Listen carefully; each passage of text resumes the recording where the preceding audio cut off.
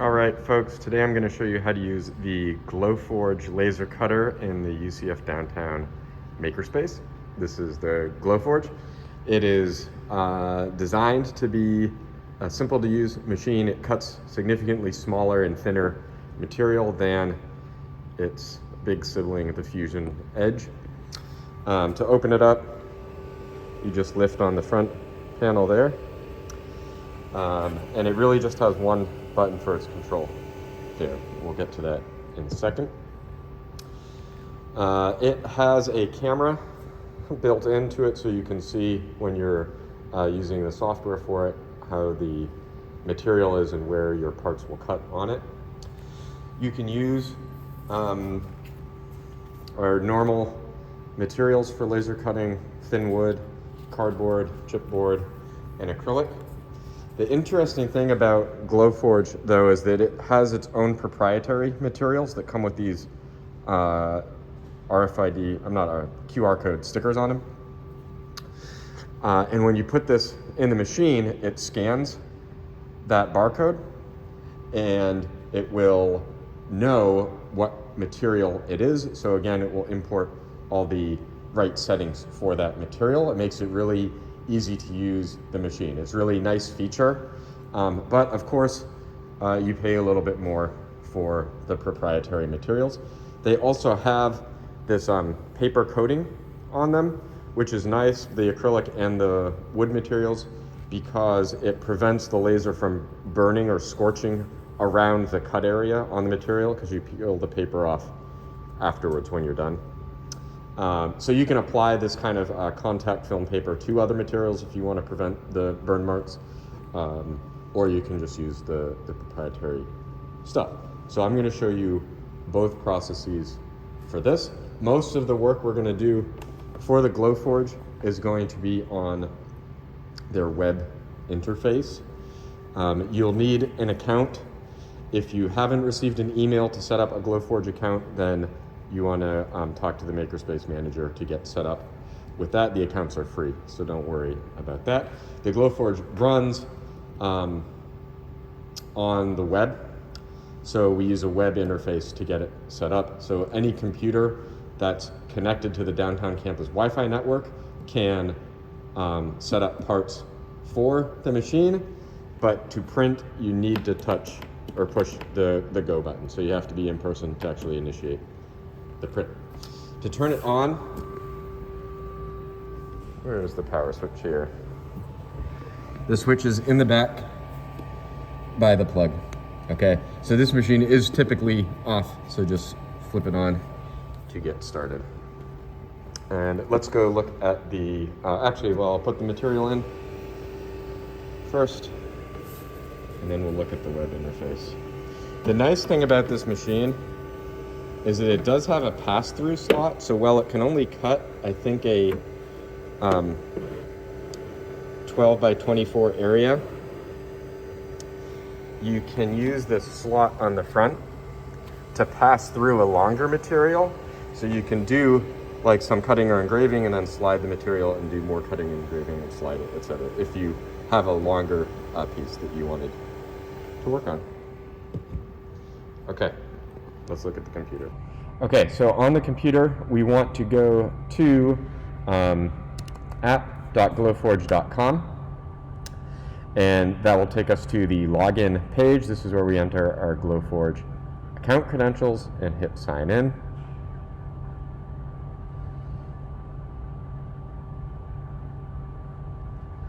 Which will take us to our kind of overview dashboard, where we've got a lot of designs that may have come with the printer itself, and then other designs that we may have uploaded on our own. I'm going to try this UCF logo. You can upload a design here, and you can upload a PDF, and I think and even JPEGs. If you upload a JPEG, it's just going to let you etch that into something. I think it uses color to determine which lines get which settings. Okay, so that's how you get your files up here. Once your file's here, you can click one and it will show you the bed of the laser. I'm going to move this over here to our blank spot. It will show you here immediately medium clear acrylic, right? And it knows that because of the QR code here. Now for my paths, I do want to make sure these are set correctly, okay? So if I'm going to click here, and what I'm looking for is the power, right? It shouldn't be 0, right? So I want to make sure that it's set to what I want it to do. So when I click on one of these, I'm going to hit back. I do want to engrave this. So this is a JPEG image or a raster image. And I'm going to say that, yes, I want to engrave it. I don't want to cut it or score it. Those are vector processes. Draft photo is probably fine. And so I will select that. And yes, and now you'll see it's going to use full power, speed 1000. So fast, but full power. For my grayscale, it's got a gradient on that. I'm going to convert to dots, which is fine. So it's going to make a grayscale by making dots. All this other stuff I'm going to leave. The lines per inch is my resolution, right? So if I wanted a higher res image, I would increase the resolution. And I do want to autofocus for all of these. For my UCF, I'm going to set this one too. I want this to be we'll leave it a draft as well. Draft will probably just means it goes faster. But I want it to be a score. I don't want it to cut all the way through. I just want it to score those lines. So we'll select draft. And now we'll see it's going to use 40% power and 300 for speed. Again, autofocus. Number of passes, typically we want it to be 1. All right, and then for our outer border, we're going to cut. And again, I'm going to double check this. I want a proof grade cut. I've got my cut setting here.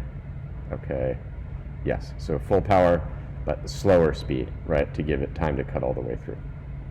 All right, so that looks good. I can click to close those, and these should all be have a white background when they're set correctly. If you see a colored background there, you probably need to adjust some of the settings. And you can see when I mouse over each one, it highlights, what part that is. I think that is it. I'm ready to go. So then all I need to do is hit the print button here, which will send my file over to the Glowforge. And you can see it's preparing to print. And now it says our magic time is 1:38. So we can now go and click the button on the Glowforge. So on the Glowforge, you can see the button flashing. All I need to do is push it, and it will start up. One thing I'm forgetting, there's a vent for this machine too that I want to turn on around back. It's this smaller filter. The power switch is down here. So I'm going to put that on. And it's quite loud.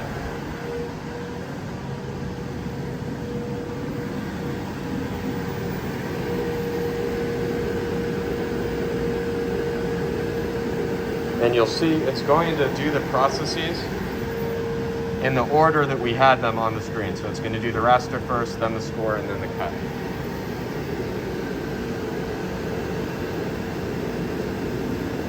And again, I recommend you check to make sure it's not burning anything, but you want to, if you want to watch the laser for a long period of time, get some of the goggles from the Makerspace Manager. You don't want to stare directly at the laser light coming off this.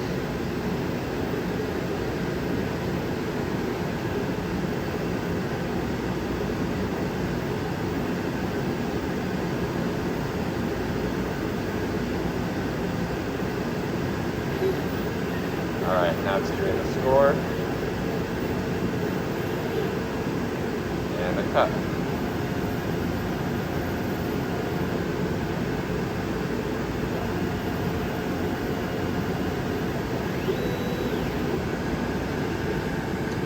Once it's done,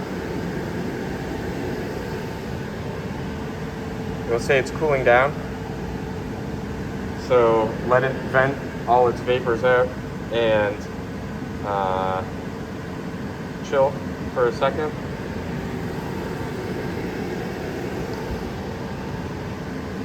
And then it will say your print is done. Okay, so now you can go and take our part out, lift the lid up, take out the material.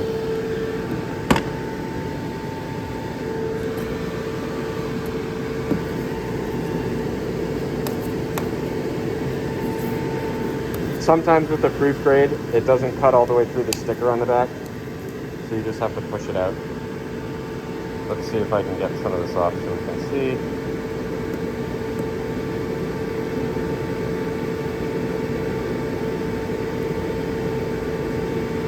All right.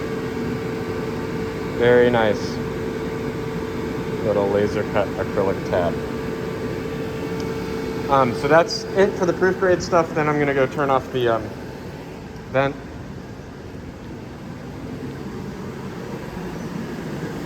Just because it's loud. Okay.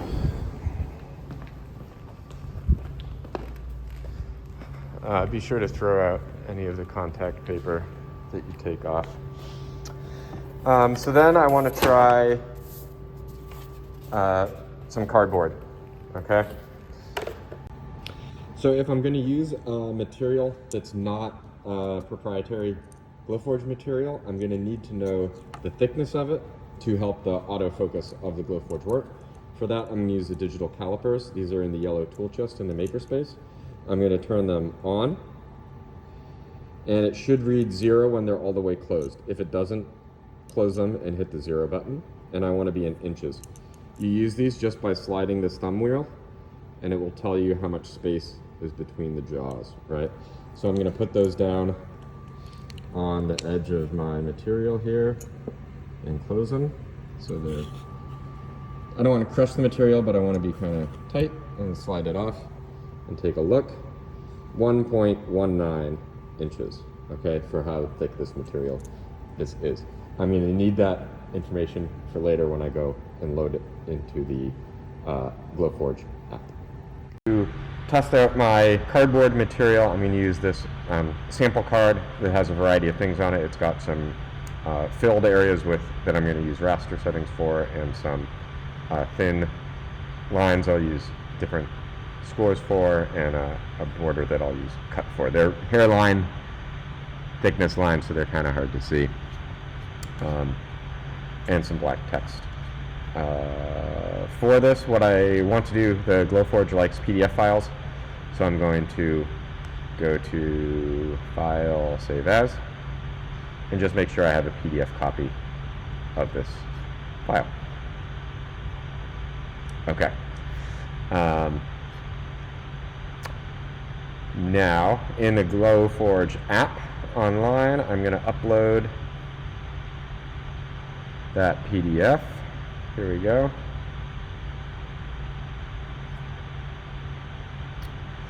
And it might take a minute or two for it to organize the file. It's telling us it has a lot of steps, right? Because I have all those different color regions. Thankfully, again, it highlights which region I'm looking at when I hover over it. I'm going to zoom in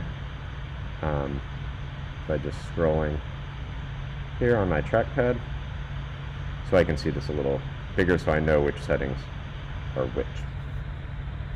And I'm looking at this and I'm like, why is it so hard to see? It's black in the background because I don't have my material in the machine. So let me put the material back in. There we go. And it can take it a couple seconds to figure that out. But I'm going to go through these. So on the sample card, I'm keeping the speed at 500 for everything, but I'm going to adjust the power as I go through the different zones here. So this is going to be 100% power and 500 speed.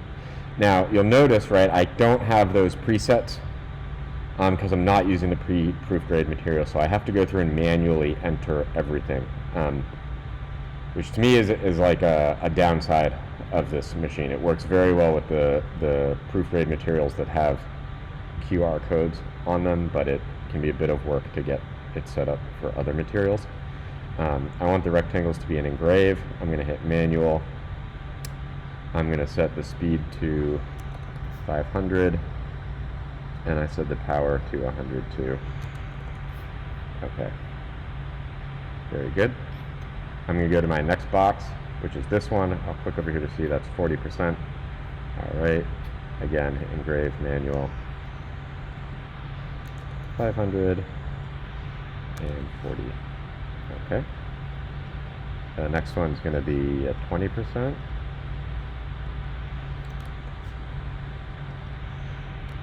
All right. This one will be 60%.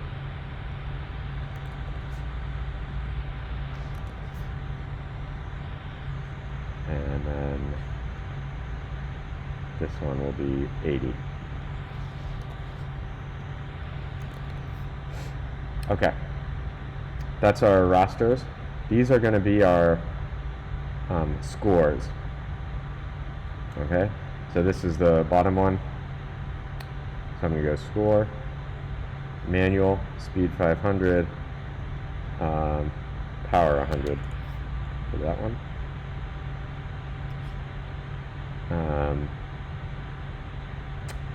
This one is going to be our 40%. This one is going to be, it looks like, is that, yeah, that's the first one. That's the 20%.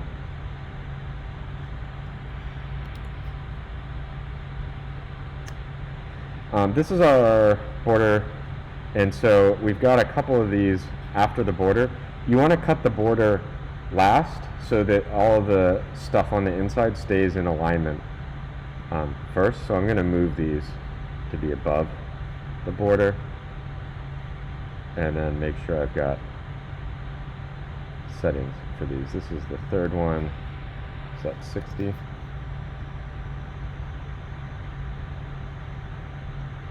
Which one is this? Okay, this is the fourth one, so that's our 80.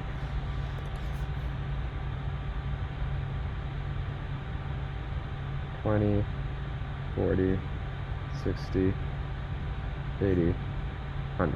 Okay, so that's all of them. Great. Our text. So this the text and the cut are going to get to the issue here, right? Like, I'm making the sample card because I'm not entirely sure what the best settings for this material are. So I'm going to ballpark this. I want it to engrave the text. I'm going to go manual, let's say speed 500, and I'm going to say, well, let's just do half power. See what that does for our text engraving. And then the border, let's do something similar. We're going to cut the border, speed 500. And I think we'll just do full power there. Okay. So we've got all of our settings done. Our material is still unknown though, so I'm going to click here. I'm going to use uncertified material, and I have to enter its thickness, which I said was 0.119. And I got that from using the digital calipers to measure it, and I'm going to hit submit. And so it'll just say unknown there now. All right. Everything else is good. I've got my settings done, so I can hit print to send this over. It will prepare to print and start doing its autofocus thing. All right, so it looks like I'm good to go. I push the button. Got to turn the vent on again.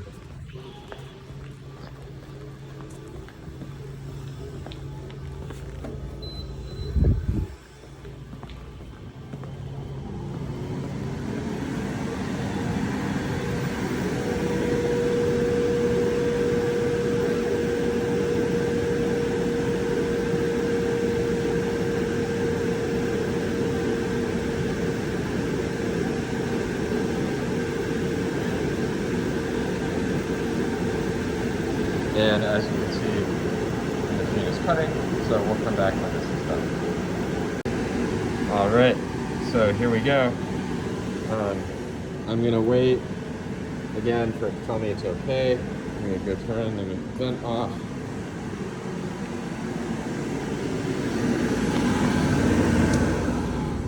All right.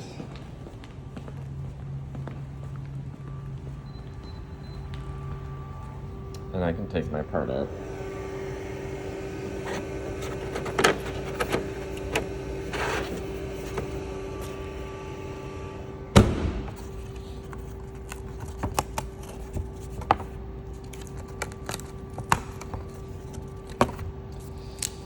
So you can see that speed 500 full power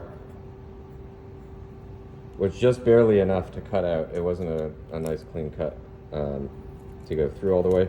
But the raster, doing the rasters at speed 500, even at 20% power,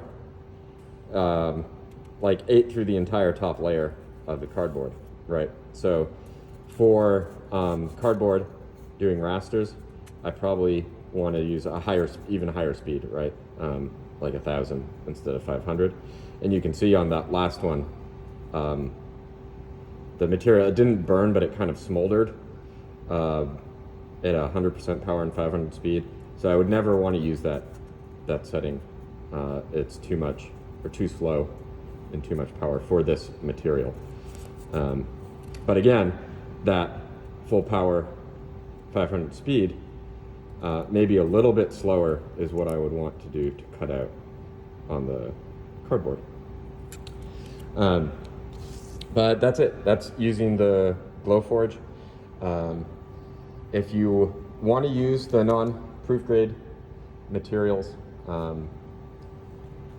check in with the Makerspace manager just to make sure that they can check your settings before you cut something out. And you always want to do a little test block like this on new materials that you haven't used before, so you can tell what the best settings for it will be. So always get a little bit more material than you need so you can do that test. And yeah, if you're with a class may have material that you can use with the laser cutters. So check with your professor about that first before you go out and buy stuff that you need. Otherwise, check in with the Makerspace manager if you have any other questions about the laser cutters.